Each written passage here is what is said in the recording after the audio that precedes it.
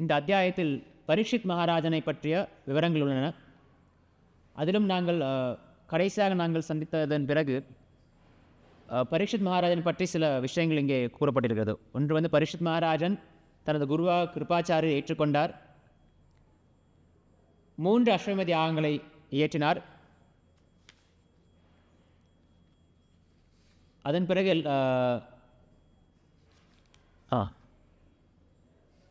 பிறகு அவர் சரித்திரை தொடர்ந்து கூறும்பொழுது ஒரு முறை உலகை சுற்றி பார்ப்பதற்காக பரீட்சித் மகாராஜன் அவரையும் சுற்றி பார்க்கணும். ஏன்னா அவர் தான் மகாராஜன். இந்தியாவுக்கு இல்லை, டெல்லி மாகாணத்துக்கு இல்லை, இந்த உலகத்துக்கே அவர் தான் ராஜா. இந்த உலகத்து சாம்ராஜ்யத்துக்கே ஆளுபவர் அவர் பரீட்சித் மகாராஜ்.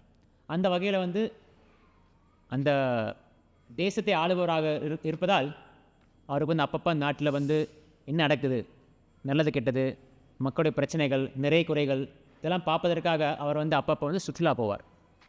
அப்படி ஒரு நாள் சுற்றுலா போகும்பொழுது ஒரு அரசரை போல் வேஷம் அணிந்த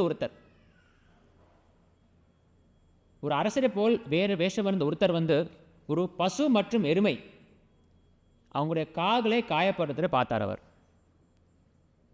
பார்த்த உடனே என்ன பண்ணார்? அவர் உடனே அவங்களை நிறுத்தி தண்டனை கொடுக்க போனார். அவர் அப்பொழுதுதான் அந்த கதை சொல்லும்போது சௌனக ரிஷி நிறுத்தின உடனே நிப்பாட்டுங்க. ஏன் நிப்பாட்டினார்? அதுக்கு விட இந்த ஸ்லோகத்தில் இருக்குது. ஏன் நிப்பாட்டினார் அவரை? ஏன்னா அவர் பரீட்சித் மகாராஜ் பற்றி கதை சொல்லிட்டு இருக்காரு சூத கோஸ்வாமி. சௌனக ரிஷி கேட்டுட்ருக்காரு. திடீர்னு நிறுத்தினார் அவரை. இல்லை, அதுக்கு முன்னாடி எதுக்கு நிறுத்தினார் அவர்?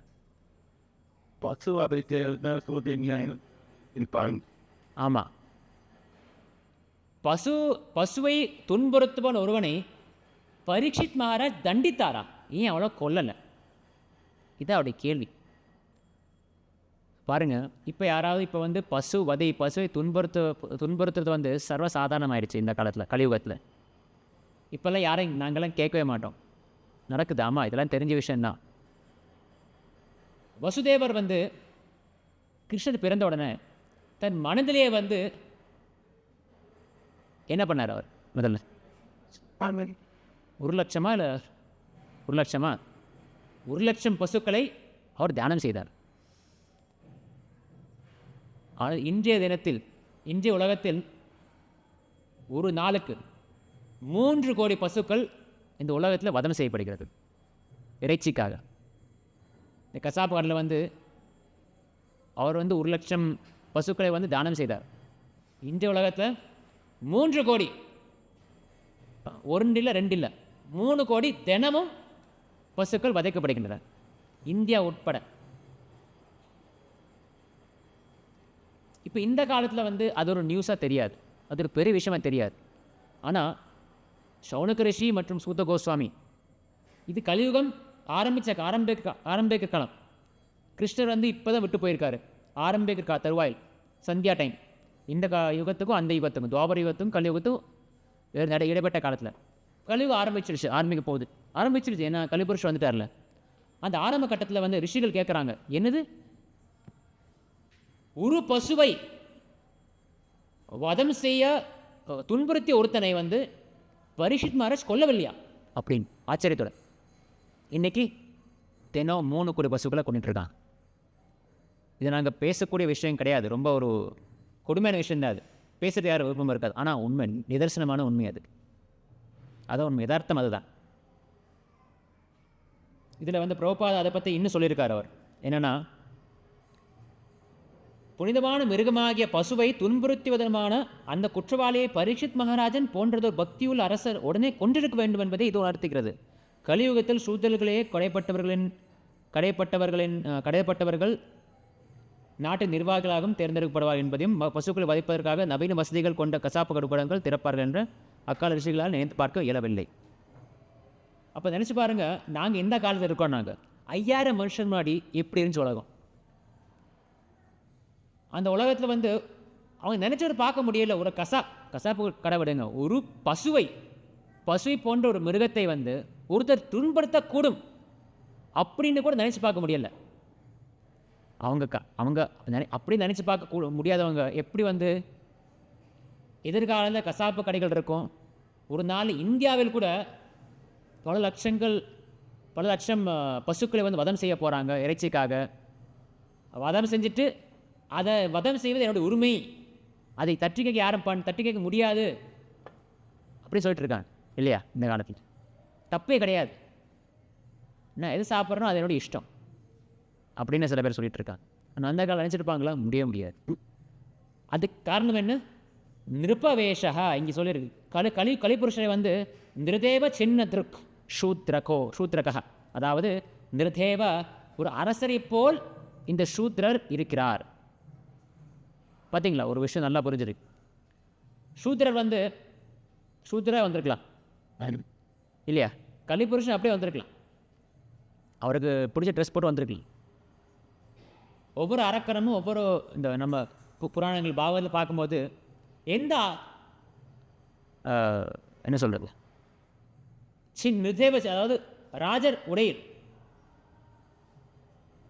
யாரா இருக்காங்க. ராஜர் உடையில் ஹிரண்யகசிபு இருந்தார் சரி. ஆனால் நிருதேவ சின்னத்திற்குன்னு அவர் சொல்லலை.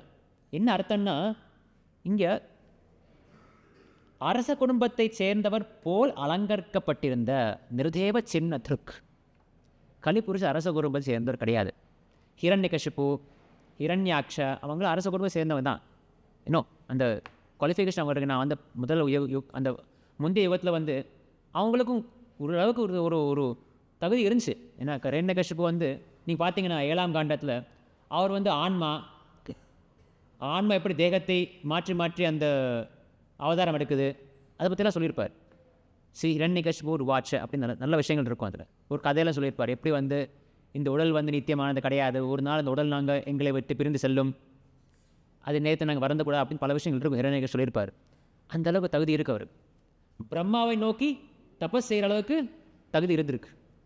ஆனால் கலிபுருஷர் வந்து நிருதேவ சின்னத்திற்கு அப்படி என்ன அர்த்தம்? பிரபா சொல்கிறாரு, கலியுகத்தில் சூத்திரர்களிலேயே கடைப்பட்டவர்கள் நாட்டின் நிர்வாகிகளாக தேர்ந்தெடுக்கப்படுவார்கள். அங்கே போச்சு 2 விஷயம்.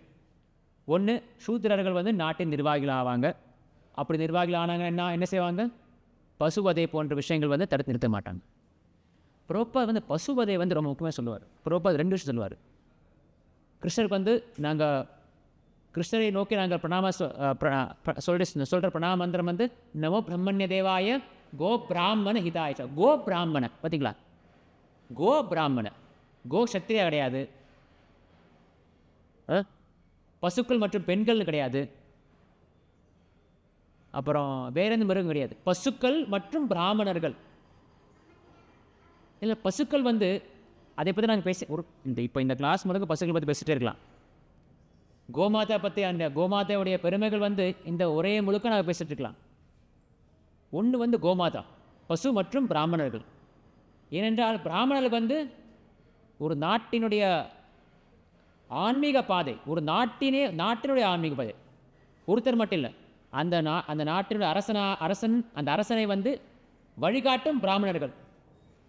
இந்த அரசனுக்கு வந்து சரியான பிராமணர்கள் வழிகாட்டினால்தான் அந்த அரசு வந்து ஒரு ஆன்மீக பாதை செல்ல முடியும். ஆன்மீக பாதை சென்றால் அந்த அரசாங்கம் வந்து செல்வ செழிப்போட இருக்கும். அதோடு சேர்த்து இருக்கிற மக்கள்லாம் வந்து சந்தோஷமாக இருப்பாங்க, நிம்மதியாக இருப்பாங்க, கவலை இல்லாமல் திருப்தியோடு இருப்பாங்க. இதற்கு வந்து ஒரு சிறந்த அரசன் தேவை. அந்த சிறந்த அரசனுக்கு வழிகாட்டும் சிறந்த பிராமணர்கள் தேவை. அதான் பிரபுபாதர் வந்து இஸ்கான் ஆரம்பித்து என்ன சொன்னார்னா, நான் பிராமணர்களை தயாரிக்கிறேன். பிராமணர்களை வந்து நான் இந்த இஸ்கான் மூலமாக நாங்கள் வந்து வெளிக்கொண்டு வரோம். ஏனென்றால் வந்து அவங்க சமுதாயத்தை அவங்க வழிகாட்டுவாங்க. இதுதான் காரணம், வேற ஒன்றும் இல்லை. பிராமணன் சொன்ன உடனே வேறு எதுவும் கிடையாது. பிராமணர்களாம் வந்து அந்த சாஸ்திரம், அந்த பகவானுடைய உபதேசங்கள், வேதங்கள், சாஸ்திரங்கள், இந்த சொல்லப்பட்ட விஷயங்களை வந்து மக்களுக்கு எடுத்து காட்டுறது, அரசனை வந்து வழிகாட்டுறது. அதன் மூலமாக அரசாங்கம் நல்ல வழியில் வந்து வழிநடத்தப்படும். இதனால் வந்து நாடு நல்லாயிருக்கும், எல்லோரும் நல்லா இருப்பாங்க, சந்தோஷம் தானே, எந்த பிரச்சனை இருக்காது. ஆனால் இப்போ கலியுகத்தில் அரசாங்கத்தை ஆள்பவர்கள் பிராமணர்கள் கிடையாது. நான் பிராமணன் சொன்ன உடனே அது பிராமணன் வந்து பிறப்பால் வரும் பிராமணன் கிடையாது. பிறப்பால் பிராமணராக இருந்தால் பிராமண குலத்தில் பிறந்தவர் பூல் போட்டிருக்காரு, அது கிடையாது. பிராமணன் என்றால் குணத்தால் மற்றும் கர்மாவினால் ஆன பிராமணன்.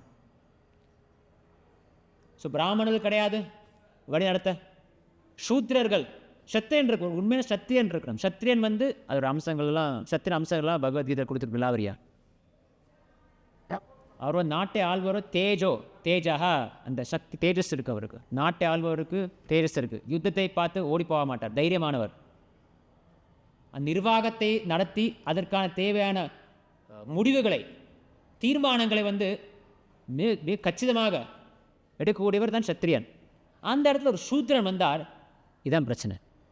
அதுக்காகத்தான் அந்த இடத்தில் கலிபுருஷன் ராஜாவின் வேஷத்தில் வந்தார். என்ன செஞ்சார்? முதல்ல வந்து பசுவை துன்புறுத்தினார், அப்புறம் எருமை துன்புறுத்தினார். நான் இதை பற்றி விலாவரியாக சொல்ல விரும்பலை, ஏன்னா இதை பற்றி விலாவரியாக அடுத்த ஸ்லோகங்கள் வரும், அப்போ நாங்கள் பார்த்துக்கலாம். இந்த கதையை வந்து விலாவரி அடுத்த ஸ்லோகங்கள் இந்த அத்தியாயம் முழுக்க வரும்.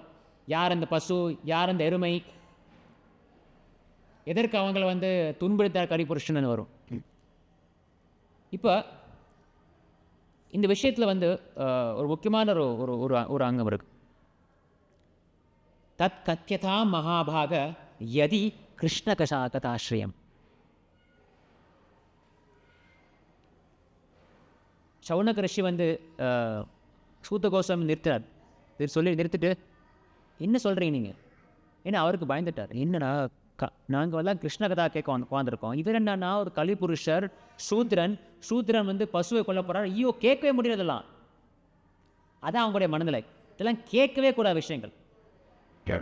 இப்போ கூட நாங்கள் வந்து ஒரு ரொம்ப கொடுமையான சில செய்திகள் பார்ப்போம். சில செய்திகள் வந்து ரொம்ப கொடுமையாக இருக்கும்.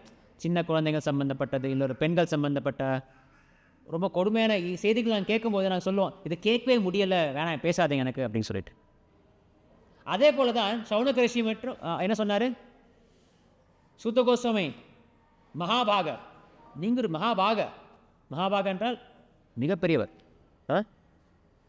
மகாபாக என்றால் பேரதிர்ஷ்டம் பெற்றவரே. சரி, அதிர்ஷ்டம்னு சொல்கிறத விட தமிழில் அதிர்ஷ்டம் சொன்னால் லக்குன்னு தானே பண்ணாங்க. அதிர்ஷ்டம் லக்குன்னு கிடையாது. மகாபாக எல்லா விதமான ஐஸ்வர்யங்கள் எல்லாம் இருக்கிற கூடிய மகானே, எப்படி நீங்கள் இதெல்லாம் பேசலாம்? இதெல்லாம் நீங்கள் பேச முடியுமா? அதுவும் பசுவதை, அதெல்லாம் கேட்க முடியாத விஷயங்கள். ஆனால் அதற்கும் கிருஷ்ணருக்கு சம்பந்தம் இருந்துச்சுன்னா சொல்லுங்கள், இதெல்லாம் எங்களுக்கு கேட்க விருப்பம் இல்லை. இதைத்தான் வந்து சவுனகரி சொல்கிறாரு. பார்த்தீங்களா? அப்புறம் பிரபுபாத் சொல்கிறார், என்ன சொல்கிறாருன்னா, பொருளில் பகவான் ஸ்ரீ கிருஷ்ணரை பற்றிய விஷயங்கள் மட்டுமே அவர்கள் ஆர்வம் கொண்டிருந்தனர். கிருஷ்ணரை பற்றி கதையுடன் இணைக்கப்பட்டுள்ள எந்த விஷயமும் நன்மை பயக்கக்கூடியதாகும். மனித சாஸ்திரம், அரசியல், பொருளாதாரம் மற்றும் நாகரிகம் போன்ற பல விஷயங்கள் பாகவத்தில் உள்ளன. ஆனால் இவை அனைத்தும் கிருஷ்ணருடன் சம்பந்தப்பட்டுள்ளதால் இவை கேட்க தகுதியுடைய ஆகின்றனர். எங்களுக்கு இன்னைக்கு மிக முக்கியமான ஒரு தேவை என்னென்னு கேட்டிங்கன்னா, இன்றைய சமுதாயத்துக்கு, இன்றைய நாள் எங்களுக்கு 2024 இருக்க நாங்கள் தமிழ் மட்டும் இல்லை, எல்லா மொழி ஆக்கள், எல்லா தேசத்தை சேர்ந்தவர்கள், மனித சமுதாயத்தை எடுத்திங்கன்னா மிக முக்கியமான தேவை பிரபுபாத் சொல்லியிருக்கார். பாகவத்தில் வந்து அரசியல், பொருளாதாரம் எல்லாமே இருக்குது. பாகவத்தில் உங்களுக்கு என்ன தேவையோ இருக்குது, நீங்கள் எடுத்துக்கலாம், எல்லாமே இருக்குது. தர்மம் என்னது, எப்படி வாழணும், புராணங்கள் இருக்குது, ஹிஸ்ட்ரி இருக்குது, வரலாறு, புராணம், நிஜமான புராணம். நாங்கள் படிக்கிற புராணம்லாம் 5000 வருஷத்துக்கு அப்புறம், அந்த 5000 வருஷத்துக்கு முந்தைய புராணம் என்னது, அதெல்லாம் பாகவத்தில் இருக்குது, விலாவரியாக இருக்குது. நாங்கள் அதை எடுத்துக்கலாம். ஆனால் மிக முக்கியமாக நான் எடுக்க வேண்டிய விஷயம் என்னவென்றால் அது கிருஷ்ண கதா.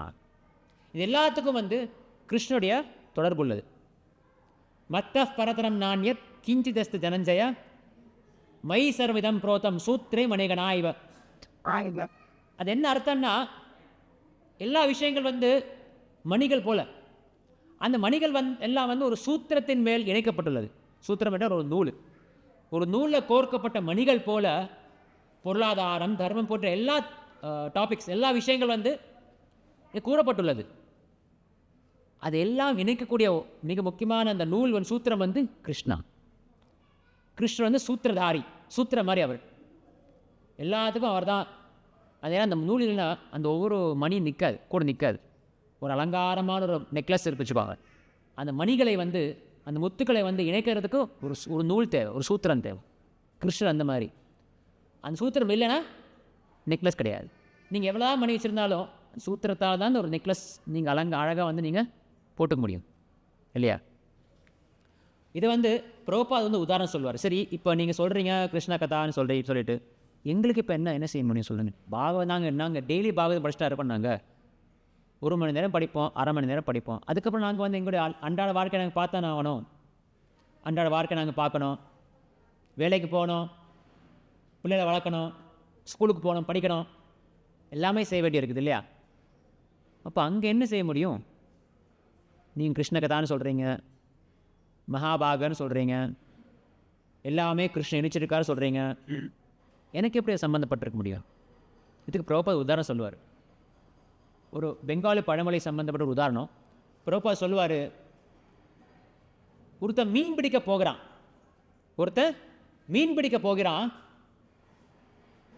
அவன் மீன் பிடிக்கிறன்னா அவன் தண்ணியில் நனையாமல் மீன் பிடிக்கணும். அவன் திறமைசாலி. மீன் எங்கே இருக்குது? தண்ணியில் இருக்குது. இப்போ உடனே நீங்கள் யோசிக்கக்கூடாது, என்னப்பா மீன் பிடிக்கிற சொல்கிறாரு அப்படின்னா மீன் பிடிக்கிறது தப்பு இல்லை, சரி, நல்லா நினைக்கக்கூடாது. இது ஒரு உதாரணம் மட்டும் நாங்கள் எடுத்துக்கலாம். ஒருத்தர் மீன் பிடிக்க போகிறார். அவர் எப்படிப்பட்ட மீனவனாக இருக்கணும்? திறமையான மீனவனாக இருக்கணும். ஒன்று கப்பலில் போய் மீன் ஒரு படகுல போய் மீன் பிடிக்கணும், இல்லை கரையில் இருந்து மீன் பிடிக்கணும். ஆனால் தண்ணியில் நினையா மீன் பிடிக்கணும். அது என்ன அர்த்தம்? பொருள் என்னன்னா, மீன் கடலில் இருக்குது. அந்த மீனை பிடிக்கணும்னா எனக்கு கடலுக்குள்ளே போகணுமா இல்லை மீனை பிடிக்கணுமா? மீனை பிடிக்கணும். நான் கடலை போய் நனைஞ்சு தத்தளித்து நீந்தி போய் படிக்கிறது பதிலாக நான் கரையில் இருந்தேன், படகுல இருந்து எனக்கு தேவையான மீன் மட்டும் எடுத்துக்கிறேன்.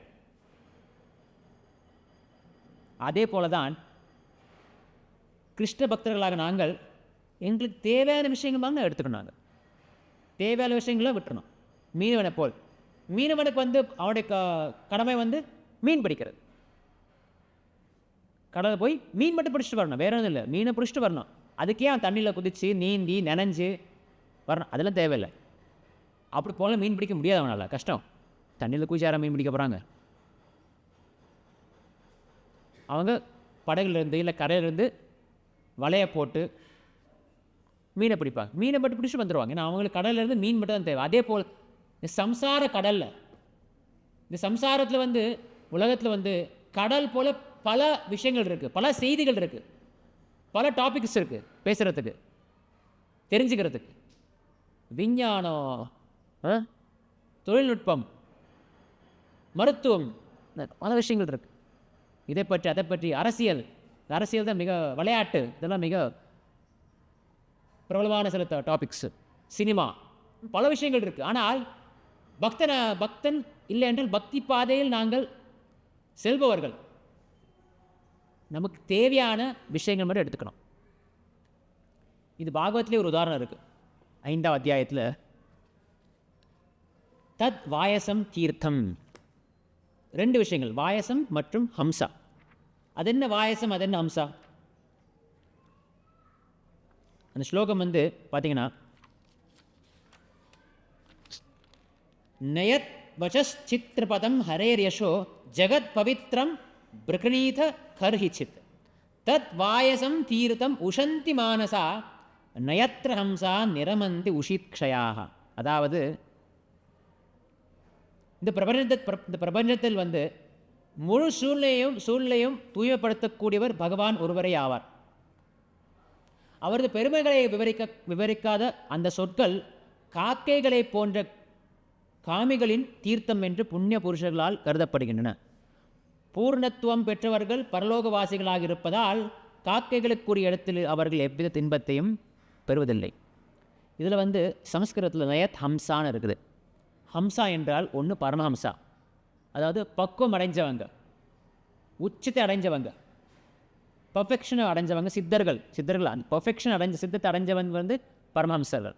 உதாரணத்துக்கு ஆச்சாரியர்கள், பிரபுபாதர்கள்லாம் பரமஹம்சா சொல்லுவாங்க. பரமஹம்சா, ஹம்சா என்றால் இன்னொரு அர்த்தம்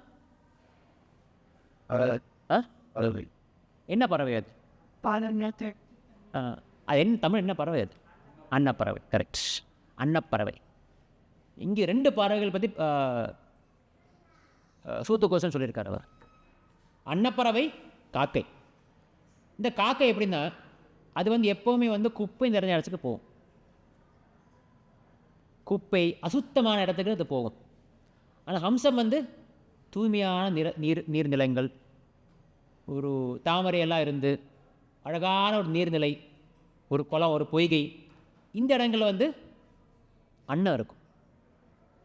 ஆனால் காக்கை வந்து எப்போவுமே இந்த குப்பை, சினிமா, அரசியல், விளையாட்டு, தேவையில்லாத விஷயங்கள் தான், அதை பற்றியே தேடிட்டே போகிற காக்கைகள்.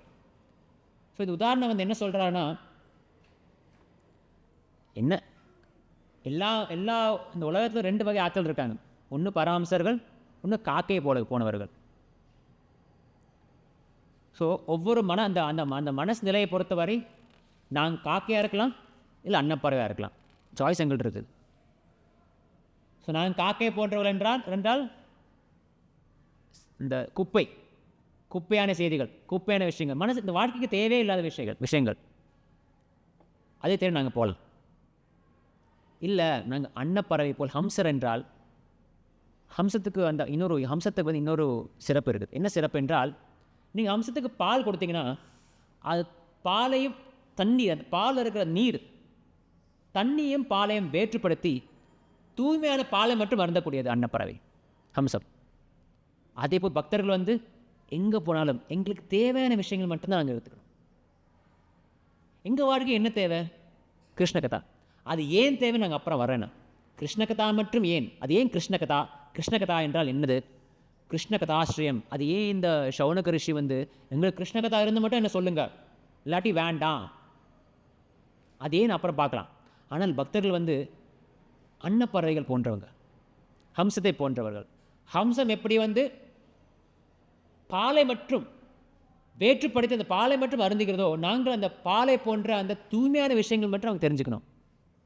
ஏனென்றால் நான் அன்றைக்கி ஒரு தடவை சொல்லியிருக்கேன், பல தடவை சொல்லியிருக்கேன், நான் இங்கே என்ன போகுதோ அதான் இங்கே வரும்.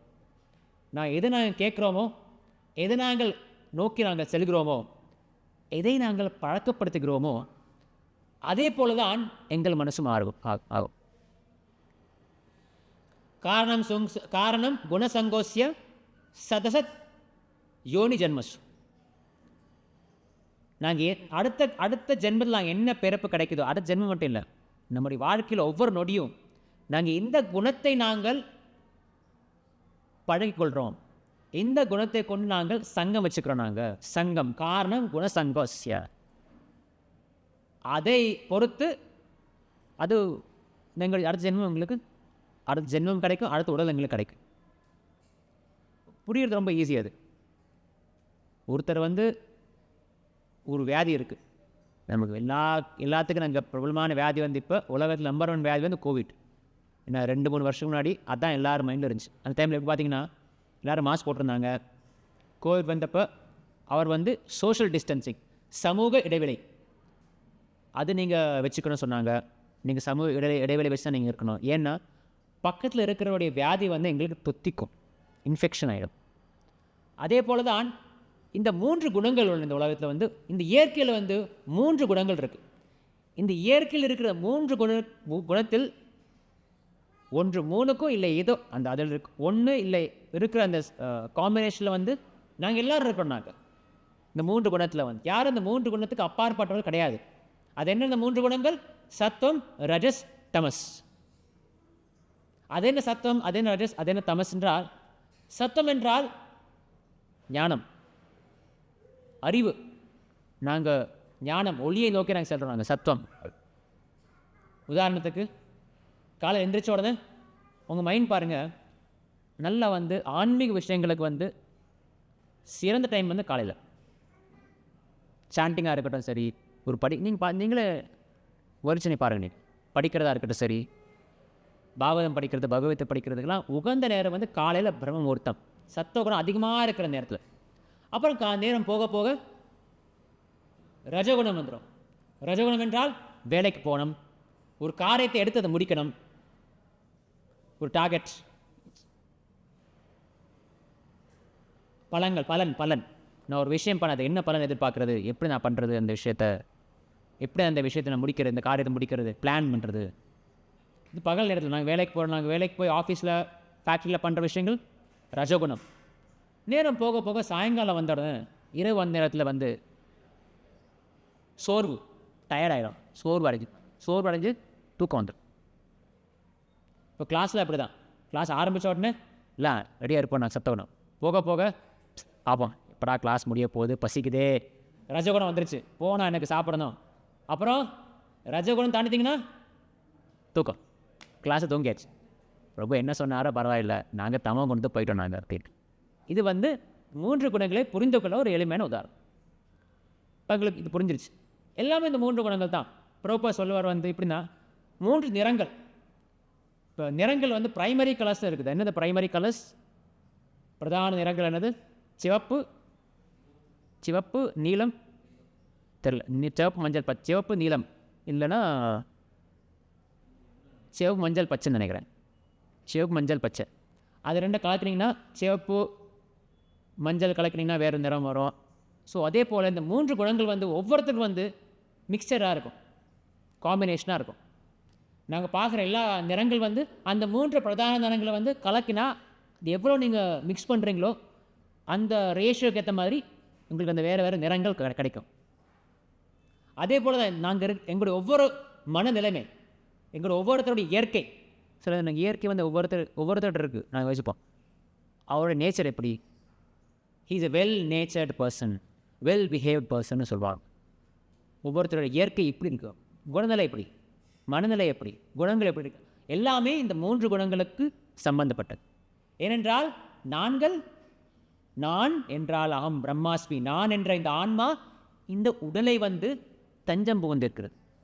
இந்த உடலை வந்து ஏற்றுக்கொண்ட பிறகு, ஆன்மா இந்த உடலை ஏற்றுக்கொண்ட பிறகு இந்த உடல் தான் நான்.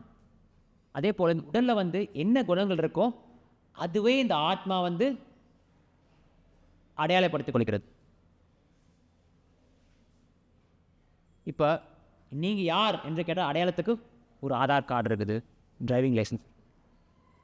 அதே போல் ஆத்மா வந்து நீ யார் என்றால் அதுக்கு வேறு அர்த்தம் இருக்குது. நீ யார் என்றால் ஆத்மா என்று சொல்கிறதுக்கு வேறு ஒரு பதில் இருக்குது. ஆனால் இந்த உடல் ஆதாரமாக இருக்கிற ஆதார் கார்டுமே இந்த உடல் இருக்கிறதுனால உடல் பார்த்து, ஓ இந்த உடலில் இருக்கிறதுனால நான் வந்து ஒரு ஆண், நான் வந்து ஒரு பெண், நான் வந்து ஒரு இந்தியன், நான் வந்து ஒரு சிவப்பாக இருக்கிறேன், கருப்பாக இருக்கிறேன், உயரமாக இருக்கேன், நெட்டையாக இருக்கேன், குட்டையாக இருக்கேன், நான் வந்து ஒரு கோவக்காரன், நான் வந்து ஒரு சமாதானம் இருக்கிறவன், எனக்கு வந்து எனது ஹியூமர் நல்லா வரும், நகைச்சுவையாக இருக்கும், எனக்கு இப்போ பேச தெரியும், எனக்கு நகைச்சுவை பேச தெரியாது, பல விஷயங்கள், பல குணங்கள் எல்லாமே எல்லாருக்கும். நீங்கள் பார்த்துட்டீங்க, எல்லாருக்கும் இந்த 3 குணங்களாக வர்றதா எல்லாம். சரி,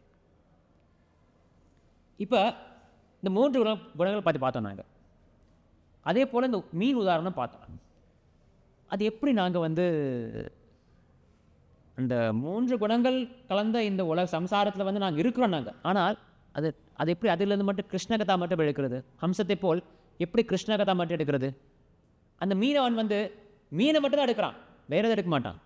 அவன் போய் நல்ல குதிக்கிறது இல்லை, நினையாமல் மீன் பிடிக்கணும். அதே போல் நாங்கள் இந்த உலகத்தில் நினையாமல், நாங்கள் தண்ணீரில் நினையாமல் மீன் பிடிக்கணும்.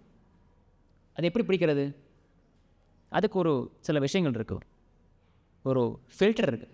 நாங்கள் வந்து ஒரு ஃபில்டர் எடுத்து மாற்றிக்கணும். அது என்ன ஃபில்டர்னா?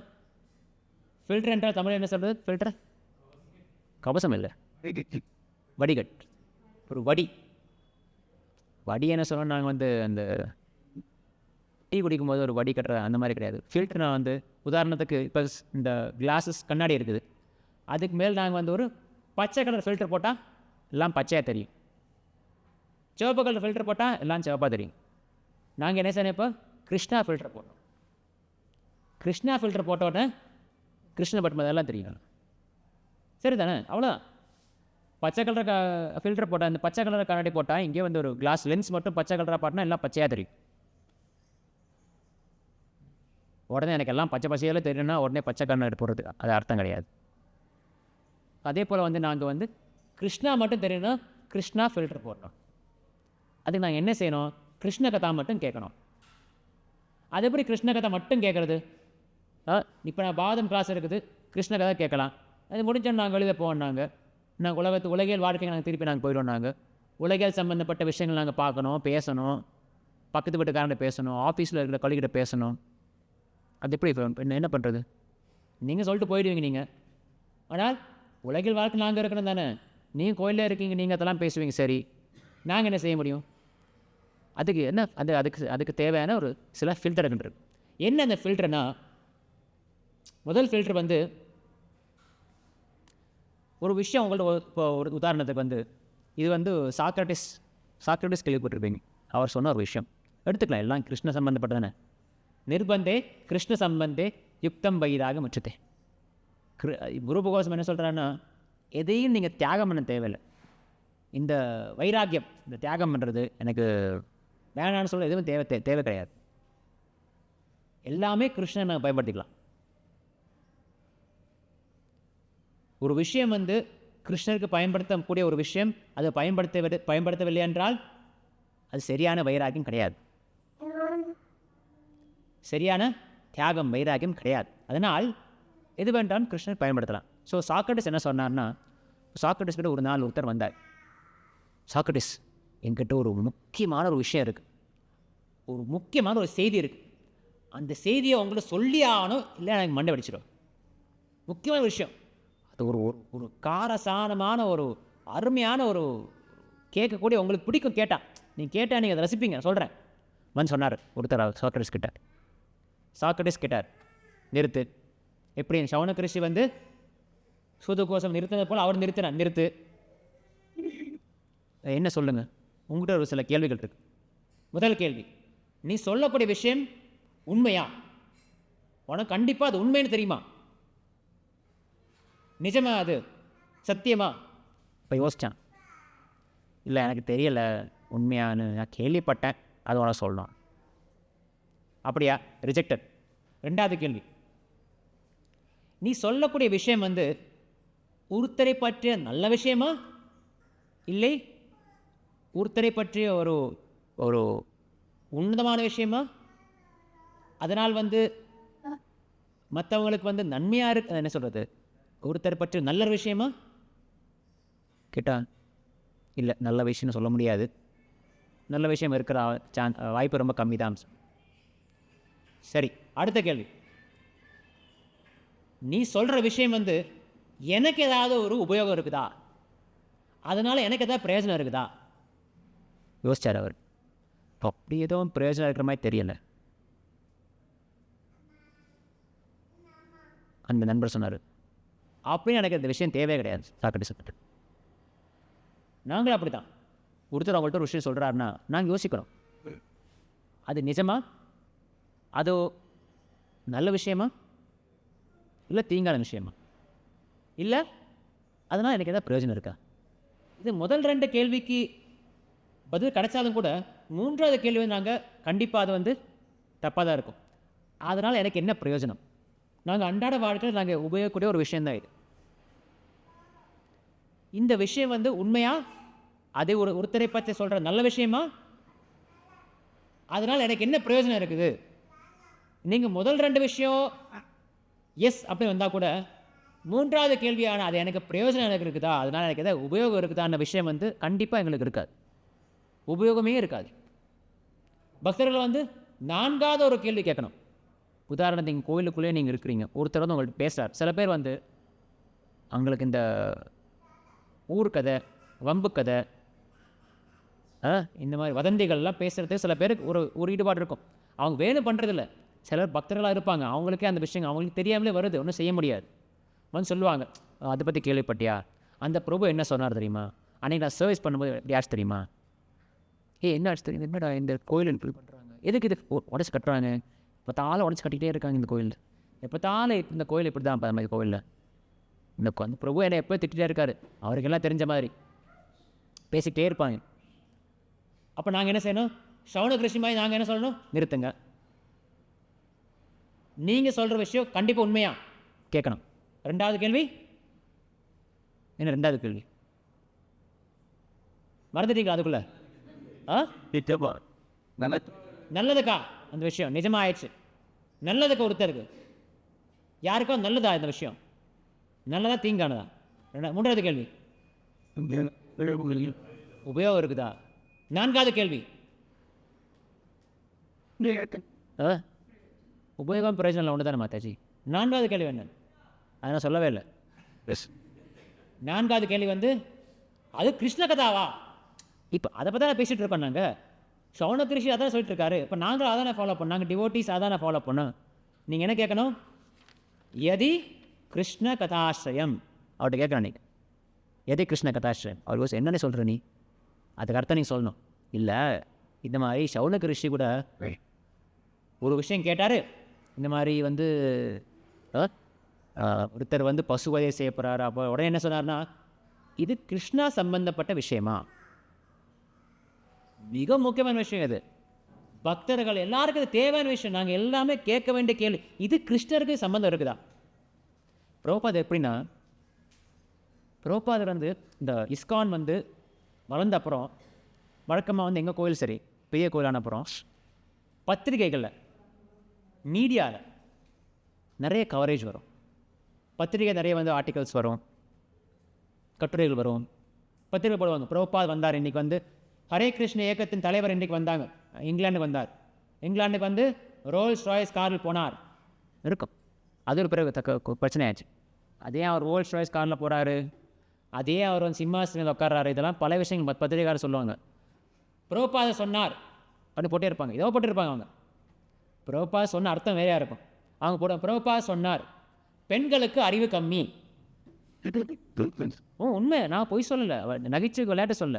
பிரபுபாத் அமெரிக்காவில் வந்து இன்னும் சொன்னார். அவர் பெண்கள், அவர் வந்து அந்த அர்த்தம் சொல்ல. அவர் பெண்களுக்கு சாதாரணமாக வந்து சில விஷயங்கள் பெண்களுக்கு குறைவாக இருக்கும், ஆண்களுக்கு நிறைவாக இருக்கும். பெண்களுக்கு நிறைவாக சில விஷயங்கள் ஆண்களுக்கு குறைவாக இருக்கும். சரியா? அவங்க அதை மாதிரி எடுத்துகிட்டு பிரபுபாதர் இந்த ஹரே கிருஷ்ண இயக்கத்தின் தலைவர் என்ன சொல்கிறாரு, பெண்களுக்கு அறிவு கம்மி. பிரபுபாத் சொன்னார் ஆமாம், ஆனால் என்னுடைய சிஸ்டர்களான பெண்களுக்கு வந்து அறிவு ஜாஸ்தி. அவங்களும் அந்த மாதிரி கிடையாது. அவர் அர்த்தம் என்னென்னா, பெண்களோ ஆண்களோ எல்லாரும் தயவு செஞ்சு கிருஷ்ண பக்தி எடுத்துக்கோங்க, தயவு செஞ்சு ஆன்மீக பாதை எடுத்துக்கோன்னு சொல்ல வரார் அவர். அதே போல் வந்து பிரபுபாத் எங்கே போனாலும் அந்த டிவோட்டிஸ் வந்து காட்டுவாங்க. பிரபுபாதை பாருங்கள், உங்கள் நேற்று நீங்கள் வந்தீங்க, நேற்று நீங்கள் பேசுனீங்க, அதை பற்றி ஒரு கட்டுரை இருக்குது, அதை பற்றி கட்டுரை இருக்குது. பிரபுபாத் பார்ப்பார், அதில் எத்தனை தடவை கிருஷ்ணா வந்திருக்கு சொல்லுவார். கேட்பார் அவர், இந்த கட்டுரையில் வந்து எத்தனை தடவை கிருஷ்ணா என்ற வார்த்தை வந்திருக்கிறது அவங்க பார்ப்பாங்க. பிரபுபா இத்தனை வாட்டி. ஓகே, அந்த கட்டுரை பிரபு, அந்த கட்டுரை உங்களை பற்றி எல்லாம் தப்பு தப்பாக சொல்லியிருக்கு. அந்த கட்டுரை வந்து உங்களை அப்படியே கடுமையாக விமர்சிச்சிருக்காங்க, விமர்சனம் செஞ்சுருக்காங்க. பரவாயில்ல, பாரு, எண்ணி பாரு, எத்தனை தடவை கிருஷ்ணா வருது. இல்லை பிரபுபா, இந்த கட்டுரையில் கிருஷ்ணா வார்த்தை அதிகம் வருது. அப்போ அந்த கட்டுரை தான் சிறந்தது. கடும் விமர்சனமாக இருந்தாலும் கூட பிரபுபா சொல்லுவார், அதில் கிருஷ்ணான்ற வார்த்தை நிறைய வந்திருக்கா, அது சிறந்தது. சில பக்திதான் தரிஷ் தாக்கூர் மகாராஜ் பிரபுபாது குரு என்ன செய்வார்னா, அவருடைய ஹார்மோனிஸ்ட் அப்படின்னு ஒரு பத்திரிகை இருந்துச்சு. டெய்லி பத்திரிகைங்க, மாத பத்திரிகை கிடையாது, தினப்பத்திரிகை. அவர் சொல்லுவார், நீங்கள் தத்வாயசம் தீர்த்தம், இந்த ஜட உலகியல் சம்பந்தப்பட்ட விஷயங்கள் வந்து டெய்லி நீங்கள் நியூஸ் போடுறீங்க. நீங்கள் உலகியல் சம்பந்தப்பட்ட, அதாவது இந்த பிரபஞ்சத்திலே பகவானின் படைப்பிலேயே 4 ஒரு பங்கான இந்த ஜடலோகத்தின் செய்தியை வந்து நீங்கள் டெய்லி படிக்கிறீங்கன்னா, 4 3 பங்கான வைகுண்டத்தை பற்றிய செய்திகள் எவ்வளோ விஷயங்கள் இருக்குது படிக்கிறதுக்கு. டெய்லி பத்திரிக்கை அது. ஒரு காலத்தில் பக்திசன் சரிஷ்டா காலத்தில் தினப்பத்திரிக்கை ஹார்மோனிஸ்ட் சொல்லிட்டு, இங்கிலீஷில் ஹார்மோனிஸ்ட், பெங்காலியில் வந்து நதிய பிரகாஷ் நினைக்கிறேன். மன்னிக்கணும், தப்பாக இருந்து மன்னிக்கணும். 2 மொழியில், பெங்காலியில் ஒரு பத்திரிகை, இங்கிலீஷில் ஒரு பத்திரிகை. எப்போ? 1920களில் 30களில் பெங்காலில் வந்து பக்தி சித்தாந்த் சரஸ் தாக்கூர் ஏற்றார். அவர்கிட்ட வந்து கட்டுரைகள், எல்லாரும் கட்டுரை கொண்டு வருவாங்க. அவருடைய சிஷ்யர்கள் வந்து எழுதி கொண்டு வராங்க. பிரபா அதை அப்பா என்ன செய்வார், அவர் எத்தனை தடவை கிருஷ்ணர் போட்டு எண்ணி பார்ப்பார். யார் அதிக தடவை கிருஷ்ணர் வார்த்தை இருக்குதோ அவர் பாஸ், கம்மியாக இருக்கிற please do it again, rewrite, அவ்வளோதான். மார்க்ஸ் போடுறது வந்து எவ்வளோ தடவை கிருஷ்ணா என்ற வார்த்தை வந்திருக்கிறது. இது என்ன தெரியுதுன்னா, என்ன போகுது பிரபுபாத சொல்கிறீங்க, பக்தி தான் தரிஷ்டாக, அவங்களே படிக்க மாட்டாங்களா, யோசிக்க மாட்டாங்களா? கிருஷ்ணர் இருந்தால் போதுமா? ஆமாம், போகுது. அதான் நான் அந்த புரிஞ்சுக்கணும். கிருஷ்ண கதா, கிருஷ்ணா என்ற வார்த்தை கிருஷ்ணரை பற்றிய கதைகள், கதா, அது மட்டும் போதும் வாழ்க்கையில். பிரபுபாதர் வந்து வெஸ்டர்ன், அதாவது மேற்கு உலகத்துக்கு போகும்போது, அமெரிக்கா போகும்போது என்ன கொண்டு போனார் பிரபுபாத்? கட்டுக்கட்டா பணம் இல்லை ஒரு 1000 பேர் சிஷ்யர் கொண்டு போனாரா? பிரபுபாத் கொண்டு போனாரா? இல்லை ஒரு பெரிய வந்து ஒரு நிறுவனம், அந்த நிறுவனத்துடைய அதிகார நிறுவனர் அப்படின்னு போனாரா இப்போ வெஸ்டர்ன் வேர்ல்டுக்கு? கையில் எவ்வளோ பணம் இருந்துச்சு பிரபுபாதுக்கு? 40 ரூபா. அந்த 40 ரூபா பிரபுபாத் எவ்வளோ செலவு பண்ணார்? ஒன்றும் செலவு பண்ணல அவர். ஏன்னா அவர் அமெரிக்கா போகணும்னு தெரிஞ்சது. 40 ரூபா ஒன்றும் பிரயோஜனம் இல்லை, அவர் அதை மாற்ற முடியல. அந்த 40 ரூபா அவர் கையில் இருந்துச்சு. திருப்பி 67ஆம் வருஷம் பிரபுபாத் திருப்பி வந்தார் இந்தியாவுக்கு. அப்போ இந்தியாவில் இறங்கினார். நான் 67ஆம் வருஷம் இறங்கின உடனே டெல்லியில் இறங்கி அவர் சிப்பிவாடா கோயில் சிப்பிவாடா மந்திர்னு கேள்விப்பட்டிருப்பீங்க. பிரபுபாத் அங்கே தான் இருந்தார், சிப்பிவாடா மந்திர். இப்போ கூட அந்த கோயில் இஸ்கான் கிட்ட இருக்குது, சிப்பிவாடா டெம்பிள். அது வந்து ஜம்மா மஸ்ஜித் பக்கத்தில் இருக்குது டெல்லியில். அங்கே போனார் ஏர்போர்ட்லேருந்து. அங்கே போனப்போ 40 ரூபா டாக்ஸி கொடுத்தாரு. அப்படின்னு என்ன அர்த்தம்? பிரபுபாத் கிட்ட பணமே இருக்கல. பிரபுபாத் பணம் கொண்டு போகல அமெரிக்காவுக்கு, பேர் கொண்டு போகல. சிஷ்யர்கள், மக்கள் அவர்கிட்ட ஒரு இத்தனை பேர் இருக்கான்னு கொண்டு யாரும் கொண்டு போய் தனியாக போனார். என்ன கொண்டு போனார்? பாகவதம் கொண்டு, பார்த்தீங்களா, பாகவதம் கொண்டு போனார். கிருஷ்ண கதாவை கொண்டு போனார்.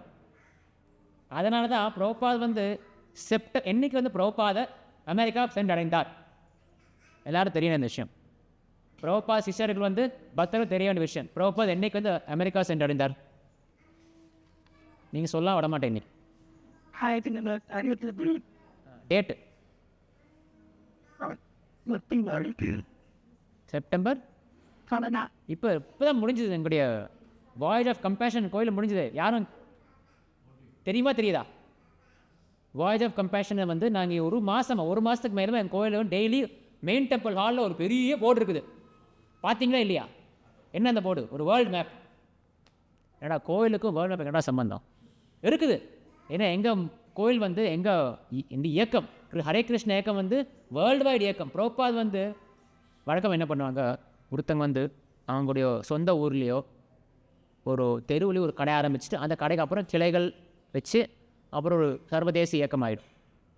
ஒருத்தர் சின்னதாக ஒரு ஸ்வீட் ஷாப் வச்சுருப்பார், சின்னதாக ஒரு ஸ்வீட்டு வச்சுட்டு இல்லை ஒரு தள்ளு பண்ணி வச்சுட்டுருப்பார் ஒருத்தர் ஸ்வீட்டு. படிப்படியாக முன்னேறி நேர்மை, கடமை எல்லாம் ஃபாலோ பண்ணி முன்னேறி வந்து பெரிய கடை வச்சுருப்பார். அந்த கடை அப்புறம் இன்னொரு நாட்டில் ஓப்பன் பண்ணுவாங்க, இன்னொரு நகரத்தில் இன்னொரு நாட்டில் திறப்பாங்க. திறந்து சர்வதேச ஒரு இன்டர்நேஷ்னல் இதாகிடும். ஆனால் பிரபுபாத் என்ன செஞ்சார்? எடுத்த உடனே இன்டர்நேஷ்னல் தான். கப்பல் ஏறி போன அமெரிக்காவுக்கு. நம்ம தெரிஞ்சுக்க வேண்டிய விஷயம், என்றைக்கு பிரபுபாதர் கப்பல் ஏறினார் அந்த தேதி வந்து நாங்கள் வருஷம் நாங்கள் எங்கள் கோயில் நாங்கள் விமர்சையாக கொண்டாடுறோம். நாங்கள் என்ன கப்பல் ஏறினார்? ஆகஸ்ட் 15 சுதந்திரம் கிடச்சி. ஆகஸ்ட் 13 கொல்கத்தாவில் வந்து பிரபுபாத் ஏறினார். அவர் போகும்போது கொச்சின் வந்து தாணும்போது அங்கே வந்து பிரபுபாதுடைய புக்ஸு ஒரு பெரிய 2 பெட்டி புக்ஸ் எடுத்துறாரு. பாகவதம் தான், வேறதே இல்லை. என்றைக்கு வந்து சேர்ந்தார் பிரபுபாத்? குயிஸ் மாதிரி ஆயிடுச்சு இல்லை, ரேபிட் ஃபயர் குயிஸ் மாதிரி ஆயிடுச்சு. செப்டம்பர் 17 பிரபுபாதர் பாஸ்டன் காமன்வெல்த் பியர் அந்த இடத்துல வந்தார். மிக முக்கியமான விஷயம், ஹரே கிருஷ்ண இயக்கம் வந்து எங்கே அந்த நினச்சி பாருங்கள், ஹரே கிருஷ்ண இயக்கம் எங்கே ஆரம்பிச்சது? அமெரிக்காவில். அது ஆரம்பிக்கிறதுக்கு முதல் காரணம், ஒரே காரணம், எல்லாத்துக்கும் காரணம் வந்து பிரபுபாதர் வந்து இந்தியாவில் வந்து அமெரிக்கா போகணும். அதுக்கு உதவி செஞ்ச வந்து சுமதி மோரார்ஜின்னு சொல்லிட்டு ஒருத்தவங்க உதவி பண்ணலன்னா எல்லாம் ஒரு லீலை தான், எல்லாம் பகவான் லீலை தான். அவங்க செய்த உதவியில் வந்து பிரபுபாதர் ஒரு ஃப்ரீ டிக்கெட் கிடைக்க, அவர் கப்பலில் போக, அவர் அமெரிக்காவில் கால் வச்ச இடம் வந்து Commonwealth pier Boston, September 17. September 19 New York நகரம். இன்னைக்கு கூட இந்த உலகத்திலே மிக பெரிய நகரம், மிக பிரபலமான ஒரு நகரம்னா நியூயார்க். அது வந்து அமெரிக்காவின் வந்து என்ன சொல்கிறது, வணிக தலைநகரம் சொல்லலாம். அமெரிக்காவுடைய எப்படி எங்களுக்கு மும்பை மாதிரியோ அமெரிக்காவின் தலைநகர் வந்து வாஷிங்டன் டிசி. ஆனால் வணிக தலைநகர் மிக முக்கியமான ஒரு இடம் வந்து நியூயார்க். அங்கே போய் 19 இறங்கினார் அவர். 18 ஒரு பாட்டு எழுதினார் அவர். அந்த பாட்டை தான் நான் வந்து 10 மணிக்கு போய் பாட்டை சொல்கிறீங்களேன்னு யோசிக்கிறீங்க எல்லாரும். 10 மணிக்கு போய் பாட்டை ஓப்பன் பண்ணுறாரு. அப்படி கொஞ்சம் நேரம் தான், நிறைய முடிக்க மாட்டேன். ஏன்னா மிகவும் பிரபுபாதர் தன் கையில் எழுதின ஒரு பெங்காலி பாட்டு. என்ன பாட்டு அது? இப்போ முன்னாடி பாடிட்டு இருந்தான், 19 வரைக்கும் பாடிட்டு இருந்தான். போரோ கிருபா கோயிலே கிருஷ்ணா அதே மேர பத்தி பிரதி கிலாகியா நிலைஹேதா கோரோ ஏபே கத்தி. என்ன அர்த்தம்? போரோ கிருபா கோயிலே கிருஷ்ணா, கிருஷ்ணா உனக்கு என் மேலே எவ்வளோ கிருபை இருக்கு, எவ்வளோ அனுகிரகம் வச்சிருக்க என் மேலே. ஆனால் உன்னையே எதுக்கு என்னை கூப்பிட்டு வந்தால் எனக்கு தெரியல. பிரபுபா சொல்கிறேன் பாட்டில். அவர் மனசா யாருமே இல்லை. பிரபுபா வந்து யாரும் காட்டி கொடுக்கறதுக்கோ, யாருக்கோ ஒரு பக்கத்தில் இருக்கிறவங்களுக்கு வந்து செஞ்சு பாடி காட்டுறதுக்கோ பாட்டு கிடையாது. இப்போல்லாம் பாட்டுன்னு என்ன அர்த்தம்? இன்னொருத்தரை வந்து என்டர்டெயின் பண்ணுறதுக்காக ஒரு பாட்டு. இப்போல்லாம் பாட்டு எழுதுறது வந்து அடுத்தவங்களுக்கு வந்து பாட்டு. பிரபுபா கிருஷ்ணருக்கு எழுதின பாட்டு தனியாக இருக்கார், யாருமே கிடையாது. பிரபுபாது கூட தனியாக இருக்கார், கப்பலில் எழுதுகிற பாட்டு. தன் மனசை அப்படி பாட்டை எழுதுறாரு. கிலாகியா நிலைஹேதா கொரோ ஏபே கத்தி. உனக்கு என்ன வச்சு என்ன வேணால் என்ன செய்ய நினைக்கிறையோ அதை செஞ்சுக்கோ, கிருஷ்ணன் சொல்கிறார். ரஜஸ்தமோ குணேரா சபாயா சன்ன வாசுதேவ கதாரோச்சி நொஹைசே பிரசன்ன. ரொம்ப சொல்லுவோம், புரிஞ்சிருப்ப கஷ்டம் இருக்காது.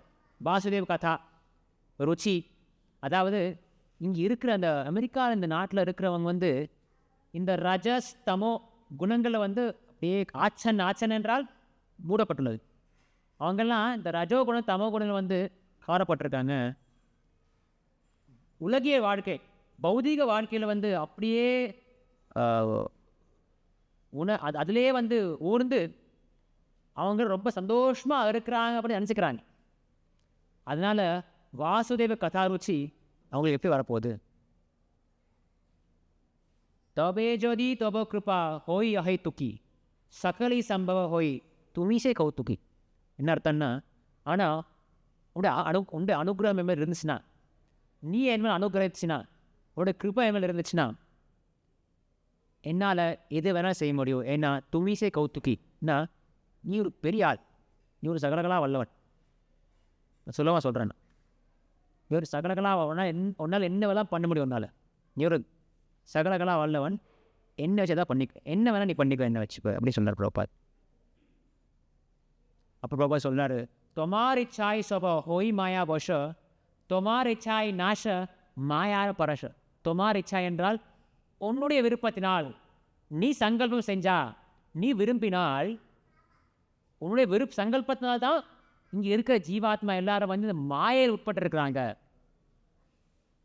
இந்த மாயையில் இருக்கிறது காரணம் வந்து உன்னுடைய சங்கல்பம் தான். அதே போல் உன்னுடைய சங்கல்பம் இருந்துச்சுன்னா, நீ நினச்சினா உன்னுடைய சங்கல்பத்தினால வந்து அவங்க மாயையில் அவங்களை விடுவிக்க முடியும். எப்படி?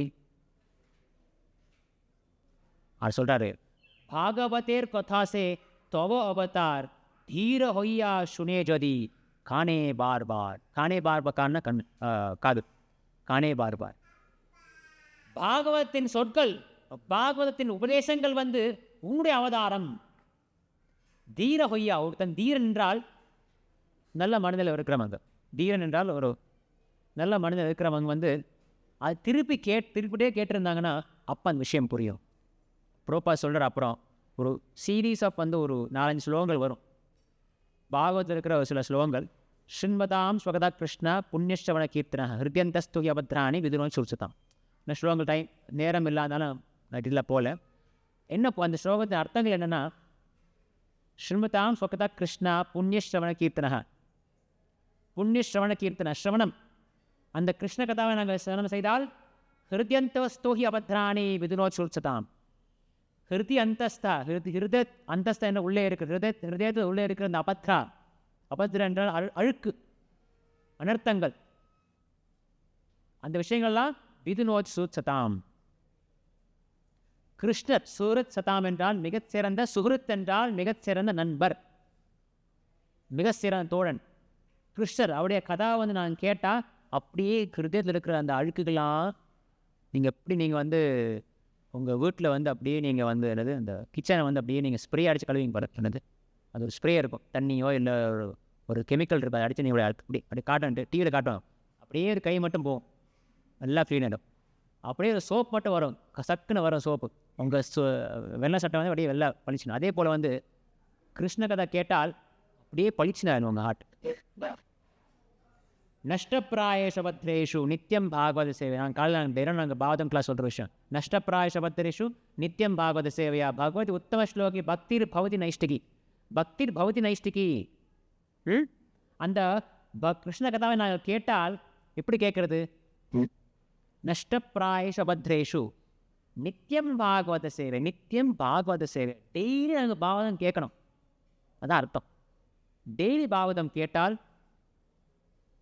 நஷ்டப்பிராயேஷம், நஷ்டமான விஷயங்கள், அந்த அந்த தொந்தரவு கொடுக்குற அந்த ஹார்ட்டில் இருக்கிற தொந்தரவு கொடுக்கக்கூடிய விஷயங்கள் எல்லாம் வந்து அழிஞ்சிடும்.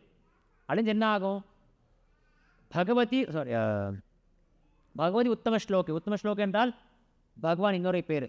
பகவதி உத்தம ஸ்லோகே பக்திர் பவதி. பகவான் மேலே வந்து பக்தி உருவாகும். ரெண்டு விஷயம் இருக்குது. ஒன்று வந்து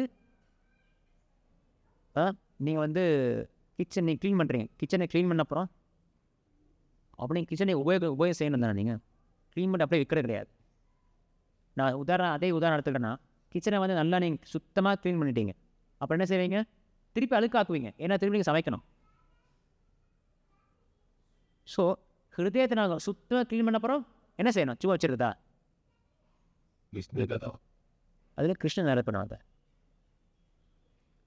ஸோ இப்போ வந்து மாயாவாதின்னு சொல்லுவாங்க. மாயாவாதிகள் அவங்க என்ன செய்வாங்கன்னா, எதுவுமே கிடையாது, நாங்கள் வந்து 3 குணங்களை கடந்து நாங்கள் போகணும், அவ்வளோதான். அதுக்கப்புறம் ஒன்றும் கிடையாது. ஆனால் நிஜமான வைஷ்ணவ சித்தாந்தம் எப்படின்னா, இந்த 3 குணங்களை கடந்து மட்டும் போகிறது கிடையாது. இந்த 3 குணங்களை கடந்து பகவானுக்கு சேவை செய்யணும். இந்த 3 குணங்களை கடந்து நாங்கள் சென்றால் பிரம்மன் அடைய முடியும். பிரம்மன் என்றால் இந்த உலகத்துக்கு அப்பாற்பட்டது, இந்த உலகத்துக்கு மேலான விஷயம், இந்த உலகத்துக்கு மேலான விஷயம். அதை அடைந்து அப்படியே இருக்கிறதா? ப்ரோப்பா சொல்லுவார், நீங்கள் ஃப்ளைட்டில் ஏறி நீங்கள் போயிட்டே இருப்பீங்க, நாள் கணக்காக மாதக்கணக்காக போயிட்டே இருக்கீங்கன்னா உங்களுக்கு சந்தோஷமாக இருக்குமா? இல்லை. இங்கே தர இறங்கணும். கப்பலில் போயிட்டே இருக்கீங்க, இல்லை, ஒரு இடத்துல கரை ஒதுங்கணும். அதே போல் பிரம்மன் கிடையாது. அதுக்கப்புறம் என்னது?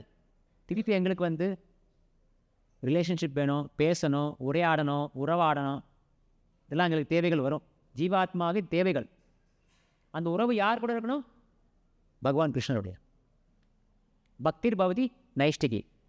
அப்புறம் ததாரஸ்தமோபாவ காமலோபாதே சேதே அனாவித்தம் சித்தம் சத்தை பிரசிதத்தி.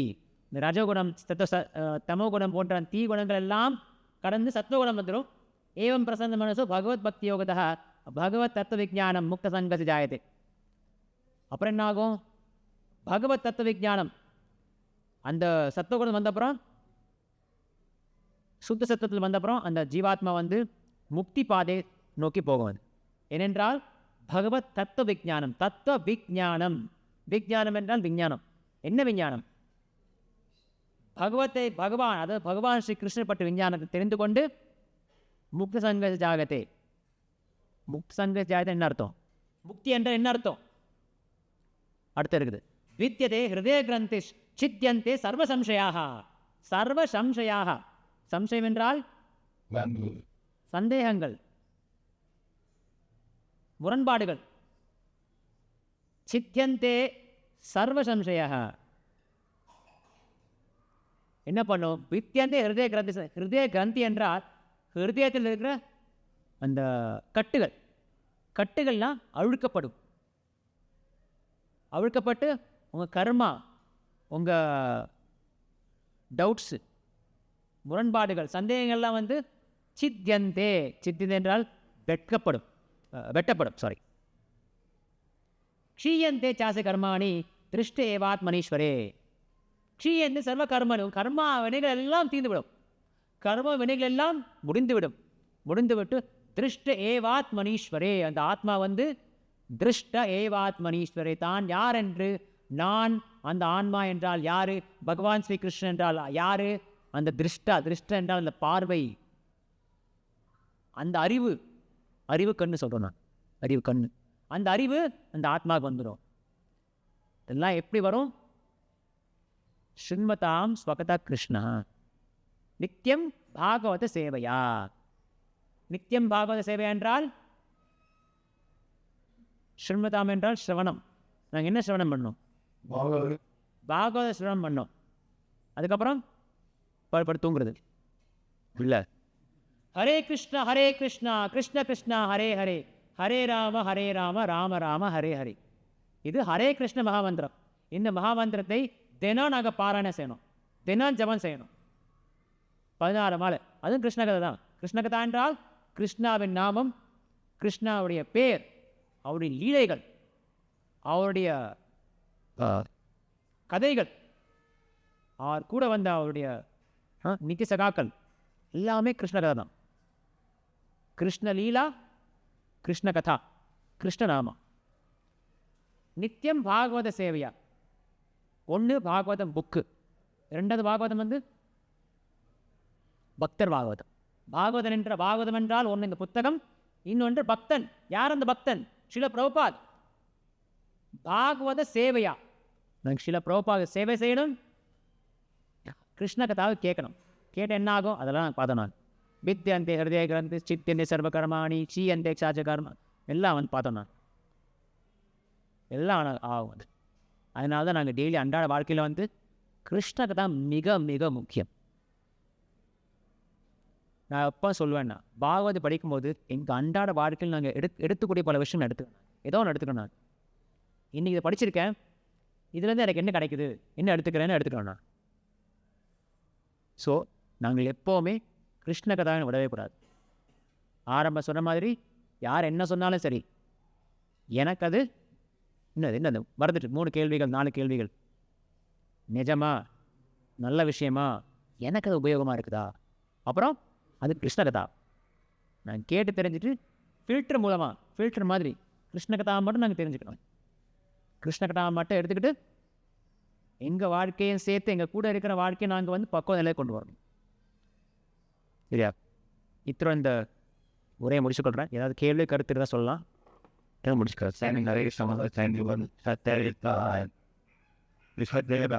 ஆமாம், கண்டிப்பாக கிருஷ்ண சேவை தான்.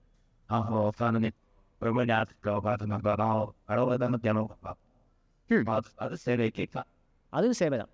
அது எப்படின்னா, ஒருத்தரை வந்து நீங்கள் வந்து அது பிரம்மன், பகவானுக்கு வந்து 3 அம்சங்கள், 3 பார்ட்ஸல். நீங்கள் பிரம்ம ஞானம் பகவான் நீங்கள் அடையணும்னா அது 3 விதமாக அடையலாம். நீங்கள் ஆமாம். யாரு இல்லை, அவங்க ரூபம் அவங்களுக்கு கிடையவே கிடையாது. பகவானுக்கு அவங்களுக்கு வந்து அவங்க சொல்கிறாங்க பரம் சத்தியத்துக்கு வந்து ரூபம் கிடையாது. கடவுள் தியானம் பண்ணுறாங்க. நான் சொல்கிறேன் எப்படின்னு. அவங்க சொல்கிறாங்க பரம் சத்தியத்துக்கு ரூபம் கிடையாது, ஃபார்ம் கிடையாது. அதாவது கரெக்ட், ஃபார்ம் ரூபம் கிடையாது. அது வந்து பகவானுடைய ஒரு ஆஸ்பெக்ட். சரியா? இப்போ வந்து நீங்கள் ஒருத்தருக்கு வந்து உதாரணம் சொல்கிறேன், ஒரு புரியறதுக்கு உதாரணம் சொல்கிறேன். இது கிருஷ்ணனுக்கு சம்மந்தப்பட்ட கிடையாது. ஒரு உதாரணத்துக்கு ஒருத்தர் இருக்கார், ஒரு பெரிய ஆள் இருக்கார். இன்னும் அவர் கூட நீங்கள் பழகணும். அது என்ன செய்யணும்? அவர்கிட்ட பேசணும், கேட்கணும், தெரிஞ்சுக்கணும். நீங்கள் வந்து அவருடைய ஒரு ஏதோ ஒரு அவர் வந்து அவருடைய ஒரு கம்பெனி இருக்குது. அந்த கம்பெனியில் வந்து நீங்கள் வாசலில் நின்றுட்டு இருக்கீங்க. அந்த வாசலில் நின்றுக்கிட்டு அந்த கம்பெனியோட போர்டை பார்க்குறீங்க. போதுமா? இல்லை. ஸோ அது வந்து பிரம்ம ஜானம். பிரம்ம ஜானம் என்றால் பகவானின் ஒளி. அது பகவானின் நிர்விசேஷ உருவம். பகவானுக்கு உருவம் இருக்குது, உருவம் இல்லாமலும் இருக்கலாம், நிர்விசேஷம். ஆனால் அது பக்குவமான கம்ப்ளீட்டான ஒரு ஃபார்ம் கிடையாது. நாம ரூபம் தானே. இல்லையா? நாம கூட ரூபம் தானே, சப்த ரூபம் இல்லையா? ஆமாம். ரூபான்னு என்ன அர்த்தம்? ரூபான்னு என்ன அர்த்தங்க? ஃபார்ம் என்ன அர்த்தம்? இந்த ஐம்புலன்கள் மூலமாக நாங்கள் அறிய முடியுமா அந்த விஷயத்தை? அது ஃபார்ம். ஒரு விஷுவல் ஃபார்ம் இருக்குது, கண் மூலமாகலாம். சவுண்ட் ஃபார்ம் இருக்குது. நீங்கள் என்ன நினச்சிக்கிறீங்க? கண்ணால் மட்டும் தான் பார்க்குறது. கண்ணு மட்டும் என்ன? கண்ணு மட்டும் தான் முக்கியமா? காது இல்லையா? மூக்கு இல்லையா? வாய் இல்லையா? அதை விட புலன்கள் தானே. நான் கூட ஒரு புலன் தான். அந்த புலன் மூலமாக எனக்கு ஒரு விஷயம் நான் அறிய முடியும்னா அது ஒரு ஃபார்ம் இருக்குன்னு அர்த்தம் இல்லையா? கண்டிப்பாக இருக்குது. இப்போ கீர்த்தன் இருக்குது. கீர்த்தன் சத்தம் கேட்குது உங்களுக்கு. என்ன அர்த்தம்? அங்கே ஒரு மிருதங்கா இருக்குது, ஒரு மிருதங்கா இருக்குது, ஒரு கர்த்தால் இருக்குது. அந்த சத்தம் உங்களுக்கு கேட்குது. ஃபார்ம் இருக்குது தானே, இப்போ ரூபம் இருக்குது. அதே போல் கிருஷ்ணா என்று சொன்ன உடனே ரூபம் இருக்குது. இந்த கிருஷ்ணர் அந்த பேருக்கு சொந்தமானவர் ஒருத்தர் இருக்கார், அவருக்கு ரூபம் இருக்குது.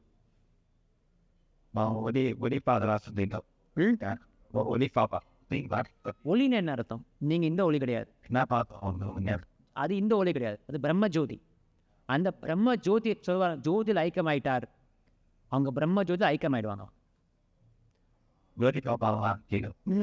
அவங்க கண்ணுக்கு ஜோதின்னு தெரியாது, ஒன்றுமே இல்லை. அவங்க எப்படின்னா அது ஒன்றும் இல்லைங்க. இப்போ நீங்கள் கூட நீங்கள் கிருஷ்ண பாத பக்தி கிருஷ்ண பக்தி பகவானுக்கு கைங்கரை செய்கிற எல்லாருமே பிரம்மன் அடைஞ்சிட்டாங்க. ஆமாம், பக்தியினுடைய சைடு ப்ராடக்ட் பிரம்மன் அடைவது பக்தி பாதையை நீங்கள் அடைஞ்சிங்கன்னா கிடச்சிடும், ஆட்டோமேட்டிக் கிடச்சிடும், அது ஃப்ரீ. அதுக்கப்புறம் நீங்கள் பிரம்மனுக்கு அப்புறம் தான் பகவான் அடைய முடியும். பிரம்மன் என்றால் என்ன? சிம்பிளாக சொல்லணும், பிரம்மன் என்றால் இந்த 3 குணங்களுக்கு நான் அப்பாற்பட்டு இருக்கிறேன், அவ்வளோதான். இந்த 3 குணங்கள் அப்பாற்பட்ட உடனே பிரம்மன் வந்தாச்சு, அவ்வளோதான். அவங்களுக்கு இந்த 3 குணங்கள் நான் அப்பாற்பட்டு மேலே நான் போனோம், இதுக்கு மேலே நான் போனோம், முடிஞ்சது. அதுக்கப்புறம் ஒன்றும் கிடையாது. ஆனால் பிரபுபாதத்தில் அது அப்படி கிடையாது. அதுக்கப்புறம் தான் வாழ்க்கை ஆரம்பிக்குது, அதுக்கப்புறம் தான் பக்தி ஆரம்பிக்குது. அதான் வித்தியாசம். हरे कृष्ण। ग्रंथराज भागवतम की, जगत गुरु शिल प्रभुपाद की, जय गौर प्रेमानंद।